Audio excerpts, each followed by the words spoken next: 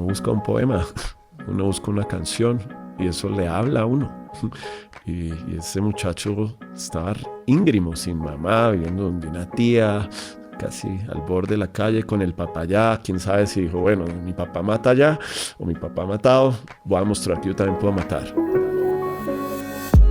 Hola, soy Daniel Montoya Guillón y esto es Gaceta Podcast, una entrega semanal que conversa con el presente desde la crítica cultural.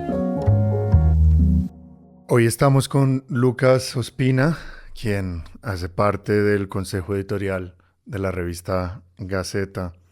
Lucas, bienvenido de vuelta. Buenas, y gracias por hacer la aclaración de que estamos haciendo estos podcasts como forma del consejo. Sí. Como forma extendida del consejo. Sí, no porque de pronto sea el reinvitado tantas veces. El reencauche quincenal. Sí, es más como una parte de poder tener 3 versiones o más del consejo aquí en vivo y charlar. Una forma de seguir conversando a partir de lo que nos sucede desde el consejo. Pues Lucas, hoy vamos a hablar de los 90s una vez más. Sí, hace mayo 4, ¿no? El 4 de mayo. Que empezamos con esa pregunta. Otro fervor. Han vuelto los 90s, hay gente que dice que han vuelto, sí.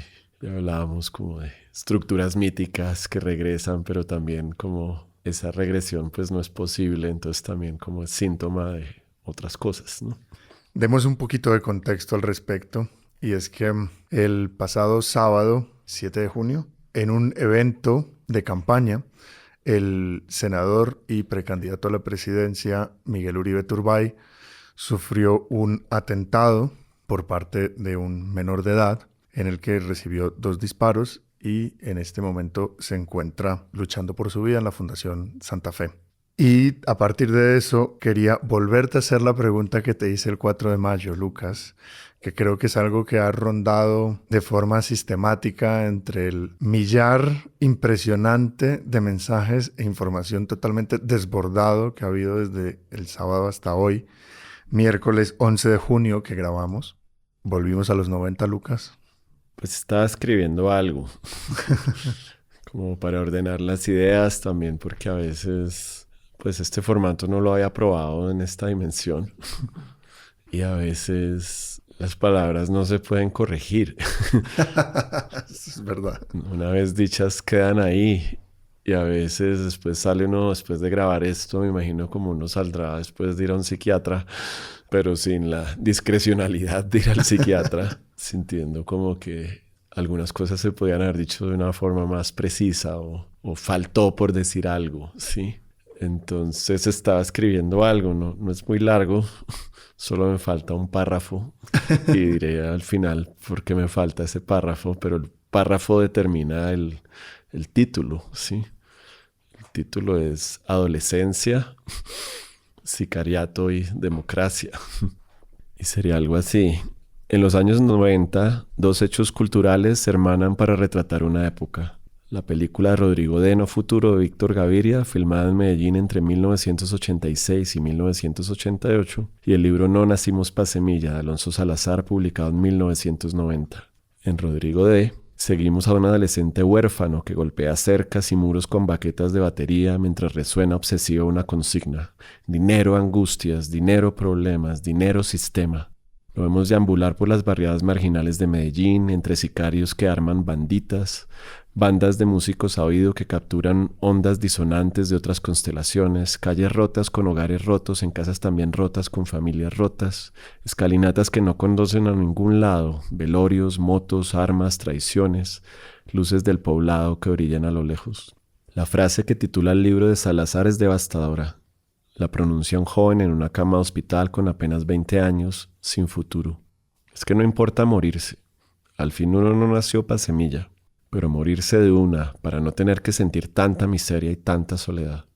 El atentado contra Miguel Uribe, perpetrado por un sicario menor de edad, resucita esa sicaresca de los 90. Para muchos mayores de 50 años, este magnicidio evoca las imágenes de menores convertidos en gatilleros. Para otros, más jóvenes, más urbanos, con menos carga histórica, será un despertar a un país donde, solo en este año, han asesinado casi en total indefensión a más de 70 líderes sociales que por ser nadie, excepto aquel que lo era todo para sus comunidades, aparecen apenas en los márgenes de las noticias oficiales. Entre videos y declaraciones sobre el atentado contra Uribe, un trino me recordó algo de Erich Fromm. Cuanto más se frustra el impulso hacia la vida, más fuerte es el impulso hacia la destrucción.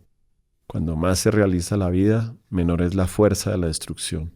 La destructividad es resultado de la vida no vivida. El hombre que no puede creer, quiere destruir. Pensé entonces en vidas no vividas, que optan por la destrucción. Pensé en el cartel de Medellín, profesionales de la vida truncada, en cuyas manos murió Diana Turbay, madre de Miguel Uribe, durante un fallido operativo de rescate, y en cómo procesa un niño de 5 años ese asesinato. Nadie escoge nacer pobre o nacer rico. Pensé en el joven sicario que le dispara por encargo a Uribe, sin madre y con padre en el rebusque militar en un país lejano, con problemas académicos, casi en la calle, consciente del dinero que recibiría, argumentando que lo hacía por su familia, con voz de niño tratando de salvar su vida cuando fue capturado a pocas cuadras y prometiendo revelar los números que se deben marcar para llegar a los autores intelectuales. En uno de los videos se ve al sicario dudar por un instante. Pregunta a alguien si ese señor de camisa blanca que da la arenga es quien es. Da la vuelta, le busca la espalda y sin guardaespaldas a la vista, descarga la pistola contra un candidato vulnerable y extrañamente expuesto. El sicario, más embrutecido que bruto, le disparó a la cabeza. Una brutalidad que impacta doblemente por la precisión del daño dirigido a la silla del pensamiento y porque nos asienta como espectadores inermes ante la imposibilidad última de que la mente pueda comprender su propia muerte. Pero no estamos en los 90. Hoy tenemos una perspectiva más amplia. Rodrigo D. y No nacimos pa' semillas son solo 2 hitos culturales y podemos sumar muchos más.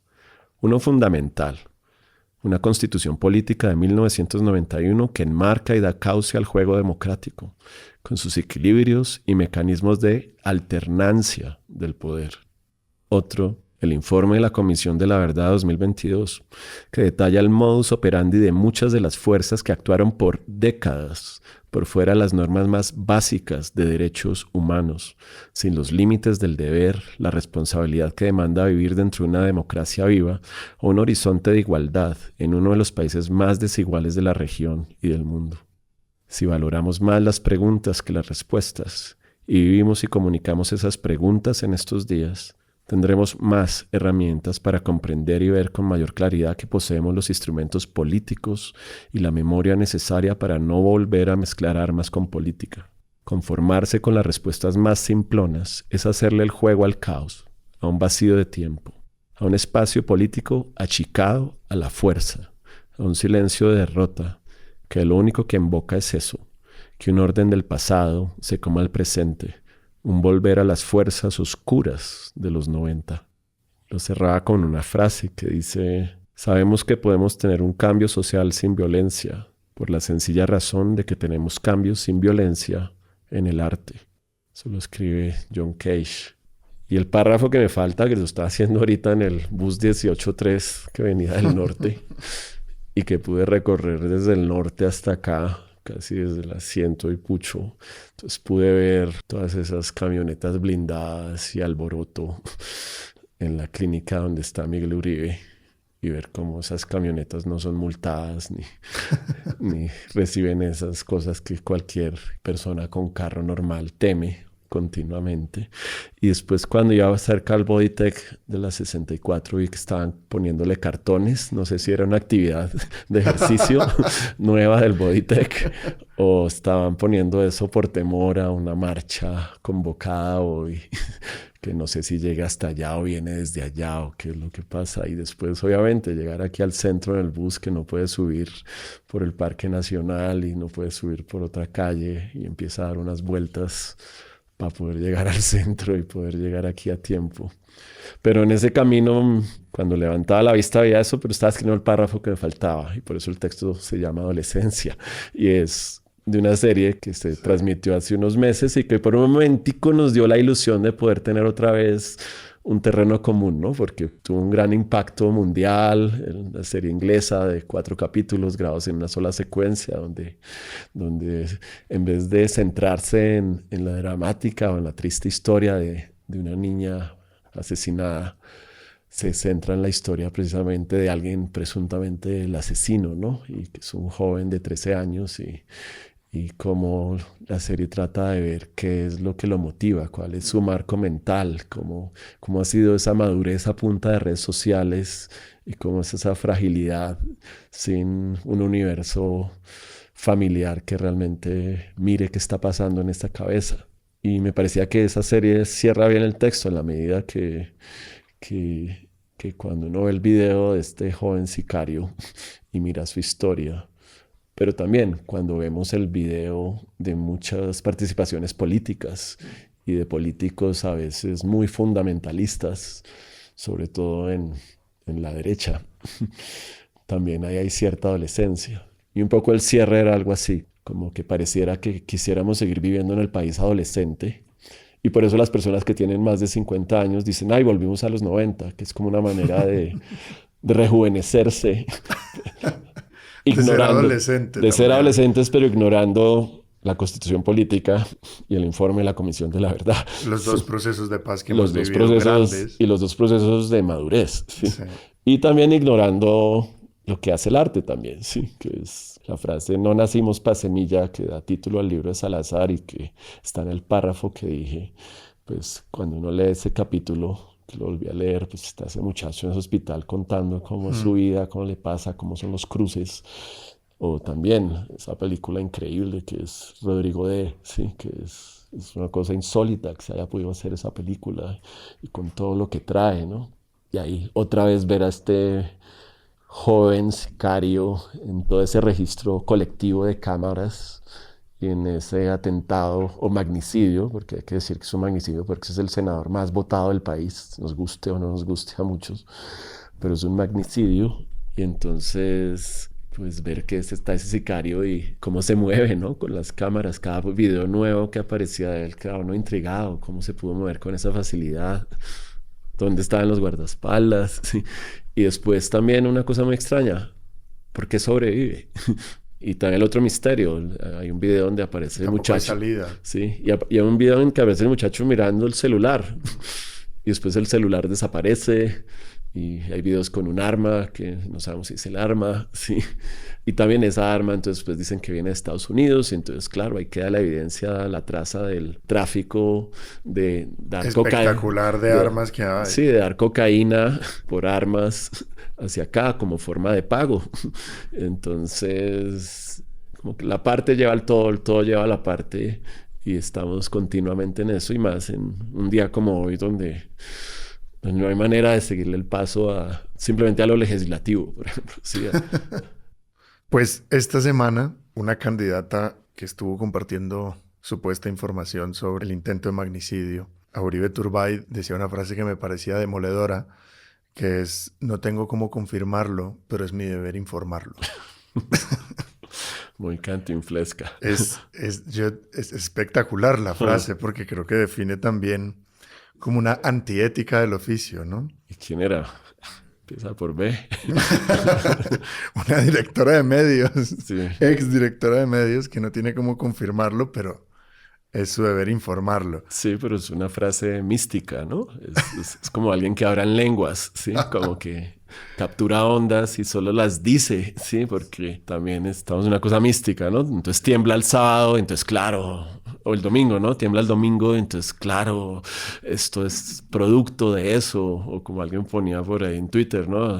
¿Quién estará detrás del temblor? ¿Sí? Claro, porque igual esto no deja de ser un país bastante religioso, así que está esperando su castigo, como sociedad está esperando su castigo. Sí, exacto. Que puede ser el temblor. Y también, ¿no? Ante No es burla de la religión, me parece muy bien, por ejemplo, que haya una cadena de oración que vi enfrente de la clínica de Santa Fe, sí, y también me parece que si a uno le pegan dos disparos al papá de los hijos de uno y uno es la esposa de esa persona y tiene todo ese show ahí enfrente de políticos usando eso como plataforma política, pues esa cadena de oración también es como una protección ante tanto oportunismo, sí, como para centrarse en una cosa más amorosa y más cálida en vez Sí. de... Yo estuve en la Santa Fe el lunes por un tema médico y el desfile era espectacular. Un uso bastante grotesco de un hecho bastante doloroso. Y yo creo que un magnicidio al final es una cicatriz muy grande para una sociedad. Había como uno de los mejores amigos de Uribe y cuando lo fuera a entrevistar dijo, no, yo a pesar de ser político, a pesar de estar el tipo, dijo, no tengo nada que decir por ahora, sí que voy a decir. Sí. Es que se ha visto de todo, Lucas. Voy a contar esto y lo voy a conectar con una de las preguntas que te traigo, recogiendo del podcast anterior. Ayer yo llegué a ver en un momento cómo el espectador y muchísimos medios, porque de todos reportan, parece un partido de fútbol en el que se cuenta el minuto a minuto, llegó tal, hace presencia tal, pasa y viene a visitarlo, que ni siquiera sé si realmente los dejarán visitar, yo creo que se suben al ascensor y bajan. Bueno, y ayer se reportaba que Duque y Uribe discutiendo en el vestíbulo. Yo decía, por favor, encuentren otro lugar para conversar sobre sus cosas. Pero bueno, el tope de lo absurdo me pareció un momento en el que se estuvo cubriendo una mujer de apellido Villamil. ¿Quién es esta persona? Me meto a mirar y es una mujer que sufrió unas heridas, unas quemaduras en un evento en Andrés Carne de Res, Ya, sí, sí, que fue un caso conozco también el caso. bastante reconocido. Sí, que el dueño de Andrés ignoró el caso y 10 meses después mandó un poema. Y que Sí, además le cerraron a Andrés un tiempo sí. por el tema. Pues no sé cuántos medios entrevistándola que porque fue a llevarle una imagen de la Virgen. Y yo decía, de verdad, ya es contar por contar. Nada en contra de esta persona. Pero sí, yo creo que hay que o tenemos que proponernos preguntas sobre qué es lo que tenemos que informar sobre esto. Y sobre todo, desde dónde. Porque yo no creo que la entrada de la Clínica Fundación Santa Fe sea lo mejor. Yo veía con un poco de desazón, ya que le tengo fobia a las armas, cómo había armas por toda la clínica. Me fui a tomar un Milo caliente a las 5 de la tarde en Miriam Cami, señores con pistolas, así por cualquier parte y una naturalización de las armas. Y decían, esto es una clínica, tal vez ponte en la entrada de la habitación en la que está Miguel Uribe, pero definitivamente no creo que lo mejor sea andar circulando por toda una clínica donde además pues hay otros pacientes, hay otros dolores, no es un espacio tampoco de holgorio, una clínica. Y quiero unir toda esta serie de imágenes con algo que comentábamos en el podcast sobre los 90, y era que una de las cosas que nos diferenciaba de forma radical de lo que eran los 90 era la manera y la velocidad en la que circulaban las imágenes. Desde luego no circulaban como en los 90. Y pensaba mucho en estos días la cantidad de ángulos que se tienen del atentado, por un lado, y lo conectaba con lo que fue el atentado contra la actual senadora Aida Bella, que escuchamos en vivo como casi la matan con un rocket hace 30 años, de hecho. Y pensaba, qué diferente la manera en la que se trataba la información en vivo entonces a la manera en la que se trata ahora. ¿Y cuánto hemos perdido? Es decir, Colombia en 35 años ha tenido una violencia muy alta, pero no parece que hayamos desarrollado tampoco necesariamente una ética sobre cómo acercarnos a nuestra propia violencia. ¿Cómo has visto tú la manera en la que han circulado todas estas imágenes, todos estos videos del atentado, del joven sicario, de todo este desfile, ¿no? Yo tengo en la cabeza esta imagen de la candidata Vicky Dávila, medio cuerpo afuera de la Toyota, llegando esa noche del sábado, ¿no? Y yo decía, estamos ya en Sodoma, o sea, esto ya está perdido, esto, o sea, ¿cómo has visto tú esta manera en la que han circulado las imágenes, además, con desespero? Sí, pues cuando uno ve una toma amplia de candidato y senador Uribe, pues uno ve muchos celulares alzados, ¿no? Levantados. Y después uno oye a la fiscal que dice pues que han analizado no sé cuántos cientos o hasta miles de horas de video, Sí, ¿no? precisamente para todo eso que hace muy bien, por ejemplo, Bellingcat, que es esta arquitectura forense y que lo hace incluso mejor que la fiscalía a veces, por ejemplo, en el asesinato, porque es un asesinato de Dylan Cruz, fue Bellingcat y 070. Sí, Forensic Architecture. Y Forensic Architecture los que dijeron, miren, este disparo fue hecho así y correspondió así, este grupo iba allá y el persona vio exactamente que estaba esa multitud. Lo mismo el Palacio. Sí, y lo mismo con lo del Palacio. Entonces, pues ser fiscal en este momento a ese nivel debe ser increíble en la medida en que está lleno de datos, ¿no? Y no es meterlos a una máquina para que los interprete y dé un dictamen. Sí, como en esa película de Tom Cruise de Minority Report y ya dejar que la máquina decida, sino precisamente para geoposicionar, para ver para dónde va, para dónde viene, ver por qué el celular del sicario que se ve en una escena después desaparece. Y ahí supuestamente están los números, ¿sí? De los autores intelectuales, de los autores intelectuales, de los autores intelectuales, ¿no? Porque también cuando uno ve las imágenes, pues también lo que se ve es, me parece que es como una precariedad algo fingida. Se parece al intento de asesinato de Cristina Kirchner en Argentina, donde eran como un par de loquitos ahí, místicos también, que cogieron una pistola y le iban a disparar ahí como de afán, ¿sí? Y en este también se ve algo muy raro, ¿sí? Sin guardaespaldas por ningún lugar, con un sicario que alcanza a salir, correr varias cuadras, ¿sí? Es extraño, ¿sí? Se ve como una orquestación para ese nivel de magnicidio, pues muy, muy extraña, muy pretendidamente precaria. Y también como un casting. Estamos hablando de un atentado contra alguien con un apellido de clase alta, hidalgo, ¿sí? Sobrino expresidente, ¿sí? De estudiante de Derecho en la Universidad de los Andes, blanco, bonito, como se dice en los Andes, y parece que hubiera un casting ahí. Y estamos a un año de las elecciones. ¿Por qué no sucedió antes? ¿Sí? ¿Y por qué esta figura? ¿Será que las otras estaban mejor protegidas? ¿Será que las otras tenían un cuerpo de seguridad más confiable? Sí, porque eso es lo que saca el informe de la fiscalía, ¿no? Que acaban de meter a Justicia Penal Militar y la policía para ver qué está pasando. Que su esquema había sido reducido ese mismo día de 7 a 2. Pero un poco es lo que escribo en el texto es de sostener las preguntas, ¿sí? De ver las imágenes y sostener las preguntas, evitar jugar a la rapidez de soy el gran investigador porque tengo banda ancha y tengo acceso al TikTok y encontré el video que nadie más ha visto y de pronto uno ve las visitas y tiene 3 millones de vistas. Entonces, lo siento, no eres el gran investigador, pero más allá de eso también ver la rapidez, porque esa es la pregunta. Ver, por ejemplo, cómo el sicario le pregunta algo a alguien, a una mujer que está ahí y la mujer tiene una maleta en su pecho y uno si ve la imagen y uno dice, claro, ella le está dando el arma.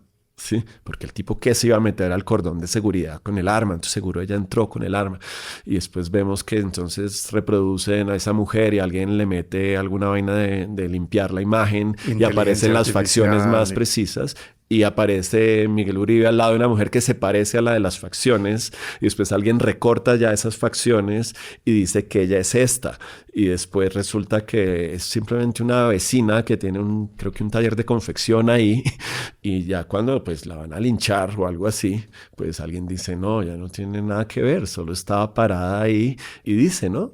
Él me preguntó que si ese era. Es decir, tenemos un sicario que además tampoco sabía a quién iba a matar. Le dijeron de pronto es un líder social, de pronto es el líder del barrio. Y el man se va allá y circula y ni siquiera se da cuenta si hay guardaespaldas o no en su candidez. Pero también de pronto solo iba a dar un susto. Y es toda esa cosa que también pone García Márquez en un texto muy bueno que se llama 2 o 3 cosas sobre la violencia, que está en la exposición de la Biblioteca Nacional. Y es que García Márquez dice, bueno, sí, vino esto de la época, o lo que se llama la época de la violencia, y salen una cantidad de personas a escribir sobre eso, porque en esa época pues también tienes como el informe de esa comisión, entonces empieza a hacer una cantidad de arte novelado a partir del informe, pero sin a veces habitar el lugar. Y un poco lo que dice García Márquez, que se escriben una cantidad de novelas muy malas por la rapidez, por coger la cosa, Pero él dice las novelas buenas estarán no en el que se pregunte qué le pasó a los muertos, sino cuál fue el drama de los vivos, del policía que le estaban pagando 5 centavos para que cogiera un revólver y fuera y matara a alguien. Y por eso es que García Márquez seguro después escribe Crónica de una muerte anunciada o Noticias de un secuestro años después, precisamente para contar esos dramas que se quedan por fuera de la rapidez. Y ahorita en el afán moral de condenar al sicario, entonces nos estamos quedando por fuera de ese drama de esa adolescencia, ¿sí? Que me parece muy potente, ¿sí? Y potencializada ahora con redes sociales y con banda criminal. ¿Quién quita de pronto, como lo ponía muy bien el periodista Gonzalo Guillén, que él decía que una de las pruebas de la sicaresca de los carteles y de los paramilitares entrenados por Jair Klein, contratados por Uribe, Jair Klein, es que su primera prueba era un primer muerto. Apuntarle al hijo de vecino, al primero que pasaba por ahí, parar un taxi, apenas paraba el taxi, dispararle al taxista. Sí, quién quita, de pronto este era el primer muerto de un sicario en ciernes, porque cuando uno mira lo poco que se ha escrito sobre su historia, y está bien que de pronto no se escriba tanto porque es una investigación, y también hay una familia detrás que debe estar muy mal también, sí. De hecho, la poca información que tenemos ha venido casi que del presidente. Sí. Que compartió que hizo parte de programas del IDIPRON y de Jóvenes en Paz, y que se retiró de todos. El IDIPRON había sacado un informe de que era una persona con altas posibilidades de terminar como habitante de calle. Sí. Quisiera preguntarte, partiendo de la cita de Fromm que trajiste dentro de tu texto y que te había leído también en redes, hablemos de arte y de qué manera podríamos ofrecer esa creación en contraposición a esa destrucción de la vida. Es decir, cómo se le podría ofrecer a ese adolescente o a un adolescente esa contraposición. Me parece pertinente e importante como lo conectabas con la serie Adolescence, porque, digamos, en ese momento creo que esa serie fue o es de las primeras lecturas que yo he tenido o que he visto alrededor del tema de los incels y cómo se ha ido transformando la mente de un adolescente a partir de ciertos códigos, ciertas imágenes. Te quería preguntar cómo podríamos ofrecer una creación en contraposición a la destrucción. Por eso está en parte también pues, con la otra cita, ¿no? Con la que intento cerrar, que sabemos que podemos tener un cambio social sin violencia por la sencilla razón de que tenemos cambios sin violencia en el arte. Obviamente hay violencia. Sí. Por ejemplo, a mí me gusta a veces pasar una película de Luis Ospina y Carlos Mayolo que se llama Agarrando Pueblo, que es contra la violencia de la pornomiseria, del que va y filma al pobre para vender un documental para llevar a Europa. Pero cuando Luis Ospina y Mayolo lo hicieron, les tocó también agarrar pueblo. Es decir, no hay manera de hablar de la violencia sin ejercer cierta violencia. Ahora, una violencia más simbólica, pero también genera un impacto, produce un impacto. Pero un poco lo que dice esta cita es que los cambios extremos del arte, de gente que hace una cosa y después otra gente hace otra cosa en reacción a esa cosa estética, pues no se dieron a los tiros entre ellos, por más futuristas que fueran, ¿sí? Sino que se actuaba en reacción, o todo el arte del siglo XX de los últimos 200 años, que lo único que hace es intentar destruir el arte y produce más arte, ¿sí? Bajo una teoría extraña, que siempre lo que hace arte es mostrarle a uno la ambigüedad y sobre todo desarrollar algo muy importante, que es la tolerancia a la ambigüedad, que es de lo que carecemos usualmente cuando vemos imágenes. Vemos una imagen y le queremos ya poner un juicio. No hacemos arte, no escribimos, no dibujamos, no tocamos una guitarra, no bailamos en una fiesta, porque tenemos un prejuicio. Es decir, estamos dibujando y uno está diciendo, ya me está quedando mal. Estamos bailando y estamos diciendo, ¿cómo estaré bailando? ¿Qué me van a decir? Es decir, le ponemos un prejuicio. Cuando arte funciona es otra manera, así le está diciendo uno, suspenda el juicio. Y con las imágenes pasa eso, porque estamos usando algo que no necesariamente es unívoco. Y sin embargo, venimos de una tradición con las imágenes que es muy ambigua. Intenta ser unívoca en el discurso, pero es totalmente ambigua en la imagen. Y ese es, por ejemplo, el éxito del catolicismo y del cristianismo. Es mostrarnos un ser que está sufriendo por nosotros bajo una política de amor, de compasión, de rebeldía, que está muy bien. Pero es un ser que también nos atrae sexualmente. Sí, nada más sexy que un Cristo. Sí. Luis Caballero hizo gran parte de su obra entre esa pulsión entre erotismo y muerte, criada desde la infancia.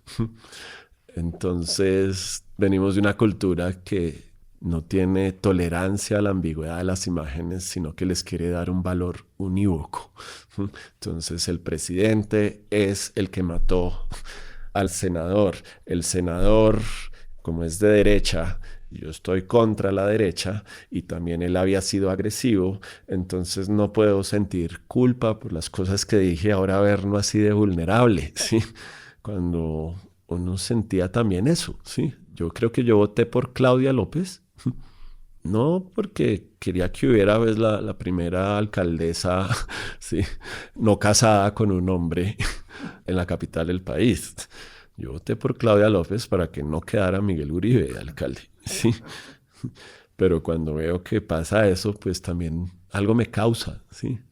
Habré sido muy duro, habré caído en esa misma trampa, ese discurso de odio de Miguel Uribe cuando sale en el Congreso, no me acuerdo en cuál, cuando se cayó la reforma, y sale en primer plano así deformado. Celebrando de una manera muy jubilante, ¿sí? Y un poco como muy de matoneo de colegio de calendario B, ¿sí? Yo también he reflexionado mucho sobre el tema, sobre esto que estás poniendo sobre la mesa.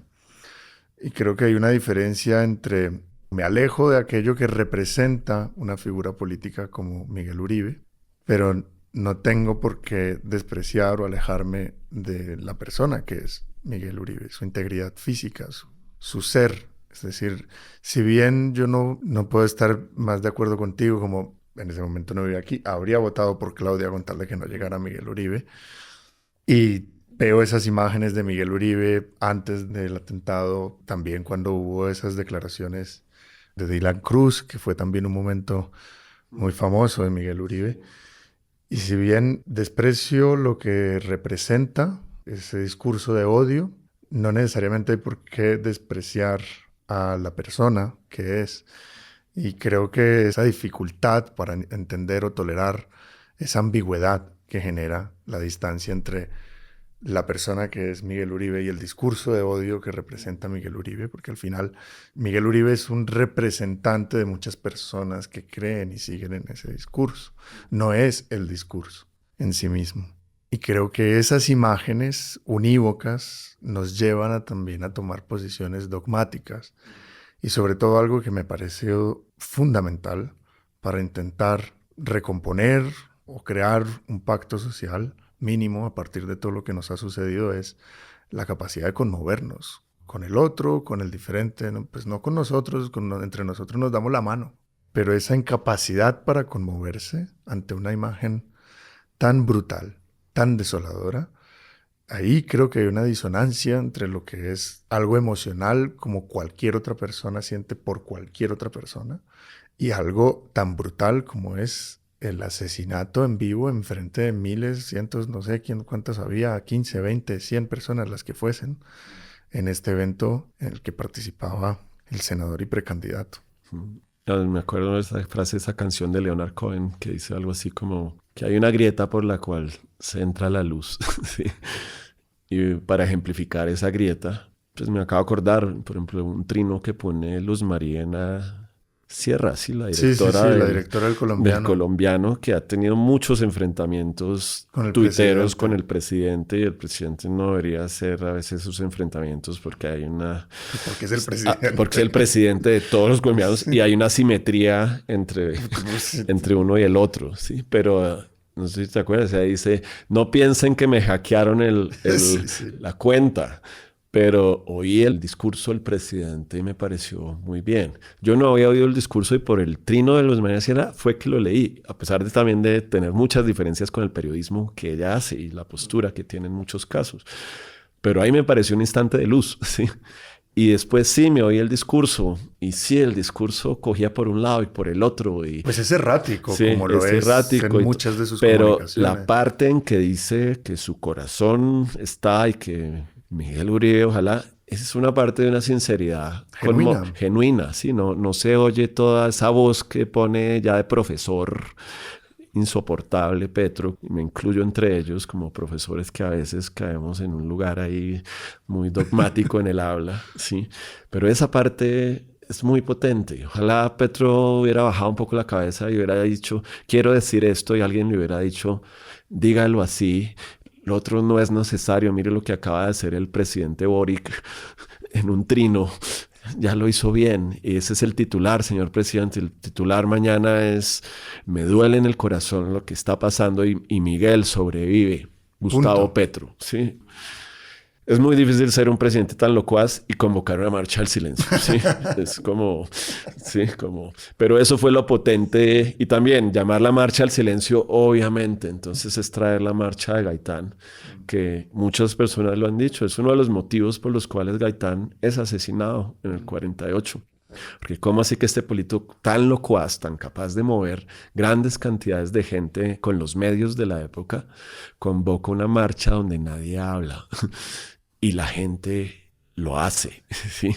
Y yo creo que eso para ese país fue más asustador porque mostraba una manera de hacer política y que es también lo que está pasando hoy. Hoy veía también una cosa muy buena de Clara López, que le pregunta a Gustavo Gómez, que es otro periodista que no es de los afectos de muchos, y le dice, tiene una vaina que es como, solo una pregunta, entrevista, y le pregunta como, ¿por qué está pasando esto? O algo así. Y Clara López dice, pues porque claramente tenemos un país que en lo político es muy diferente a como venía siendo. Y hay una cantidad de gente que tiene una representación muy diferente y también a nivel municipal, a nivel de, por eso pongo a los 70 líderes asesinados de este año y cuando uno sigue la cuenta de Indepaz en Twitter, Es pues desoladora. eso le rompe el corazón todos los días y va paralelo con la de esta mamá, de este joven Yepes, que no aparece el cadáver y todos los días pone mensajes diciendo dónde está mi hijo y sigue poniéndolos y la gente sigue retrinándolos, porque lo que vemos es un país político más grande del que pensábamos y gente que está ejerciendo eso con mucha valentía y no es reciente, ¿sí? Viene de años. La mayoría de las personas asesinadas en la OP creían en esa manera de hacer política, pero ahora sí vemos que han llegado a cargos importantes, incluida la presidencia, incluida la vicepresidencia, incluida embajadas, incluida una cantidad de cosas y por supuesto habrá unos nombramientos erráticos, habrá unas personas que están haciendo una labor muy ambigua y como Holman Morris en RTBC, ¿sí? Y muy personalista y muy errada y muy borrando una cantidad de cosas que se están haciendo y se están haciendo muy bien ahí para aprovechar esa velocidad de esos medios con otros propósitos. Y que estoy de acuerdo en que se haya hecho el concierto al otro día, pero jamás Holman Morris ha debido En la pararse tarima. en esa tarima. Bueno, Nunca. Así fuera a decir algo importante sobre Miguel Uribe, no ha debido pararse ahí jamás, ¿sí? Y un poco a lo que voy es que también es difícil entonces convocar a esa marcha al silencio con un presidente tan locuaz, ¿sí?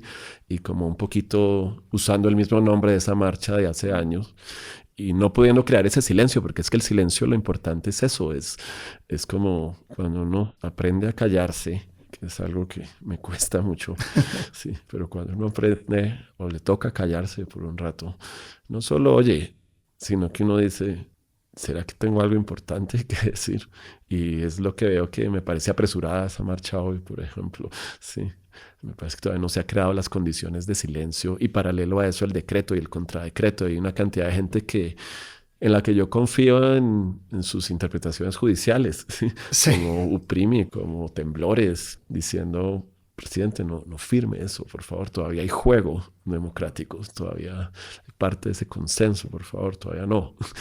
Pero también, sé que es difícil, porque también vemos una cantidad de fuerzas ahí diciendo... No reconocemos eso como parte del juego democrático y volvimos a los 90s. Y senadores pidiendo hablar con el general, como si Sí, exacto, y estuviésemos saltándose al saltándose al presidente presidente por completo. totalmente. Y repito, Esas son las luces que hemos visto y que son muy potentes. Ojalá tuvieran más dimensión. Y vemos a gente diciendo, jamás pensé que iba a retrinar a este personaje, pero lo estoy retrinando. Porque, Yo quiero cerrar con esto que mencionabas sobre esas luces que entran por las grietas. Luz María Sierra, desde luego, me parece una de ellas en la sensatez. O hay una periodista de Caracol que las ha tenido en las redes con mucha gente. Y no sé si estará cumpliendo lo que dijo, espero que sí. Diana Saray, que hace parte del equipo de Gustavo Gómez, que dijo que a partir del sábado solo iba a trinar hechos, no iba a compartir opiniones. No iba a ser un Vicky Dávila. No iba a ser lo que había... Me pareció también una declaración de lo que estaba haciendo, pero... Y pienso en, por ejemplo, Diego Santos, Sí, que ha sido de una oposición totalmente viral y desenfrenada y desencadenada, llamando también a la calma y llamando un poco al juicio a todos estos directores de partidos que no han querido reunirse. Yo creo que es una de las cosas que más me ha sorprendido, para mal. Increíble que uno se siga sorprendiendo también con estas cosas, pero de repente verme de acuerdo con unas declaraciones de Benedetti en las que decía, es que no los estamos invitando a una fiesta. Vengan, tenemos que hablar. Sí, o sea, ya, ¿qué es esto cara tan increíble? Un candidato, precandidato, nuestro precandidato eterno, Sergio Fajardo, diciendo que no iba porque lo invitó una funcionaria. Mire, por favor, es que creo que es un llamado también a ser un poquito más grandes. Y la joya también, ¿no? La declaración de Humberto de la Calle. Ah, sí, bueno, Señalando, que fue vicepresidente en los 90s, como sí, más encima. Y que en los últimos 30 años los otros asesinatos no han tenido motivaciones políticas, ni el Estado estaba involucrado. Y uno es incomprensible que Humberto de la Calle Una diga persona eso. que fue Sí. vicepresidente en los 90s. Una persona que fue comisionado de paz, diciendo que era porque le robaron la cartera y salió mal. Sí. En No, fin. y también alguien que tuvo un pasado artístico, de nadaísmo, De poeta. no militante, pero de Sí. poeta y que entiende, tiene esa sensibilidad, sino que pues usualmente uno siempre es, el arte al comienzo, o si uno tiene una práctica artística, siempre lo obliga a uno a ser heterodoxo, es decir, abierto. Pero después la política a punta de cicatrices y de golpes y de ataques hace que las personas se endurezcan y se vuelvan ortodoxas, ¿no? Pero lo increíble es en el corto periodo en que Humberto de la Calle hace esa transición, sumado a Santos, con Uribe, unidos. Pero es que fue comisionado de paz hace apenas 8 años, Lucas. ¿Cómo va a ser posible que diga eso? Yo sé, pero es como precisamente no darse el tiempo, ¿sí? Y también es un estado de crispación que no ayuda. Es claro que el presidente también lo invoca, ¿sí? En lo que dice, en usar esa red social como para hacerlo. Pero, no sé, porque el otro lo haga, yo lo voy a hacer. No me parece justificante. Creo que todo lo contrario. Creo que hace parte de crear, o lo que se necesita hace parte de poder crear un ecosistema que permita precisamente un poco de silencio. Y también comunicar, digamos, tenemos un joven que tiene un peinado extraño, el sicario, sí, tiene un peinado que es como, yo soy yo, y tiene también una camiseta ahí holgada con dibujo atrás, así. ¿Qué habría pasado si ese joven aprende a dibujar y hace cosas raras y expresa cosas? ¿Qué pasa si se junta con otros jóvenes que tienen eso y compran unas baquetas y tocan y cantan canciones así y los pone uno a ver Rodrigo D? Porque, para que vean que no, ellos no están solos, sino que están solos ya por unos igualitos a ellos, pero hace 30, 40 años y no están solos. Porque eso es lo que hace arte a veces. Arte le dice a uno, te estoy hablando solo a ti. Y uno dice, ¿de verdad esto me está hablando solo a mí? Y apenas eso le habla a uno solo, uno dice, no estoy solo. Sí, mi dolor no se va a ir, pero ahora no estoy solo en esto, ¿sí? Y esa es una de las utilidades potentes. Por eso es que la gente cuando está mal, pues no se lee el informe de la Comisión Histórica a veces, o no se lee un tratado de cifras del DANE. Uno busca un poema, uno busca una canción, y eso le habla a uno. Y ese muchacho estaba íngrimo, sin mamá, viviendo donde una tía, casi al borde de la calle, con el papá allá. Quién sabe si dijo, bueno, mi papá mata allá o mi papá ha matado, voy a mostrar que yo también puedo matar. ¿Sí? Sí, como forma de independencia, así como muchas jóvenes, mujeres, adolescentes. La única manera de mostrar adolescencia en su casa, ante su mamá, ante su padrastro que las toca y las acosa, es teniendo un hijo. Y es diciendo, ahora soy mamá, pero también quedando otra vez atrapada en ese ciclo de pobreza. Entonces sí es importante que los de arriba, los políticos, sepan hablar con claridad en estos momentos y no ignoren el informe, no ignoren la Constitución, pero sepan hablarle a ese muchacho. Digamos, yo estaba mirando qué era lo que decía Uribe cuando le disparan. Estaba Es hablando de salud desolador. mental. Y también al oírlo más, él ponía 3 puntos ahí, y eran 3 puntos donde había estudiado, había hecho la tarea. Entonces no era ese político que yo vi ahí como, ay, se cayó la reforma, sino yo sabía que es alguien que está haciendo su tarea, ¿sí? Que le guste o no el enfoque o no, o que sea simplemente tarea de un asesor. Pero me pareció que ahí, en una plazoleta pública, sí había memorizado eso porque no hay un teleprompter, ¿sí? Y se lo está diciendo a 20 o 100 personas, a un público muy chiquito. Entonces, repito, hay una grieta. Esto me hizo oírlo, porque yo antes ya había molestado a Miguel Uribe con el discurso que hizo en el campamento que está en la escultura de Felisa Urstein en la calle 100.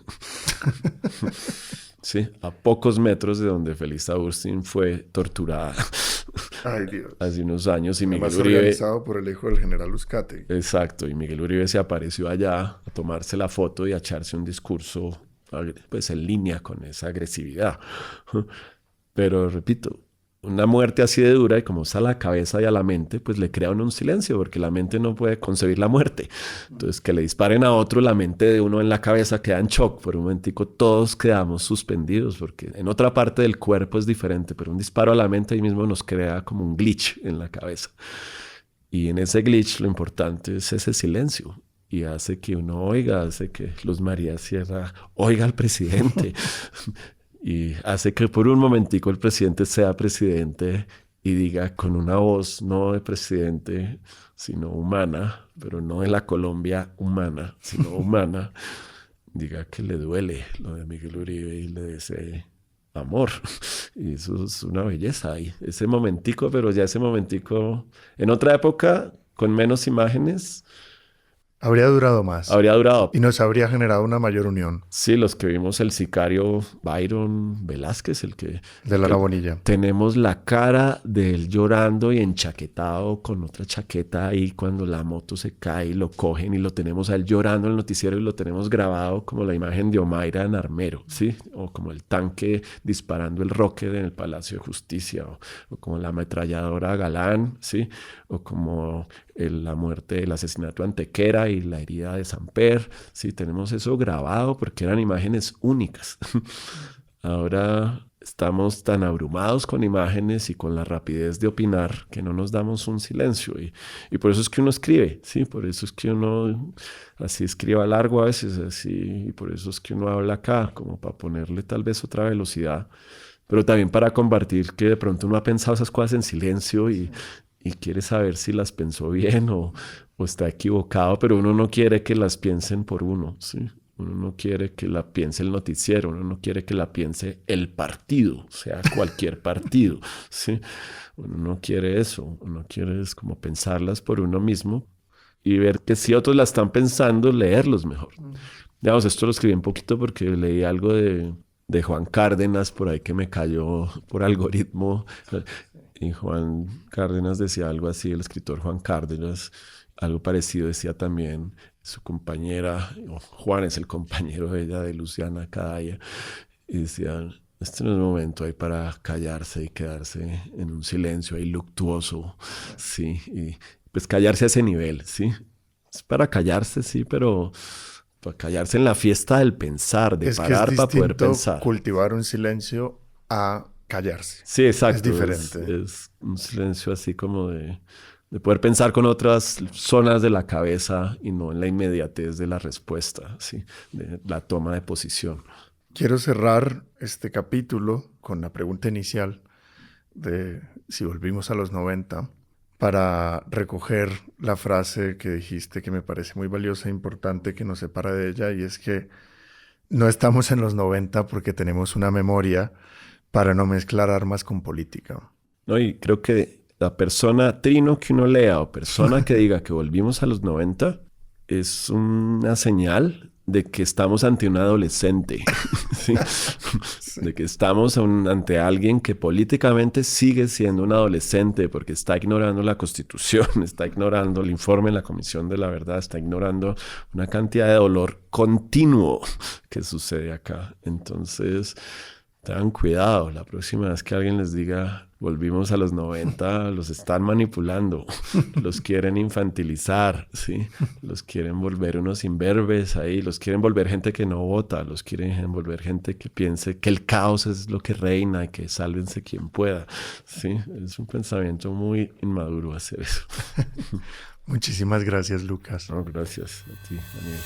Gracias por quedarte hasta el final. Yo soy Heidi Correa. Y yo, Giancarlo Vega. Somos los productores de Gaceta Sonora, el estudio de la revista Gaceta en el Centro Nacional de las Artes Delia Zapata. Encuentra más voces, textos y episodios en gaceta.co.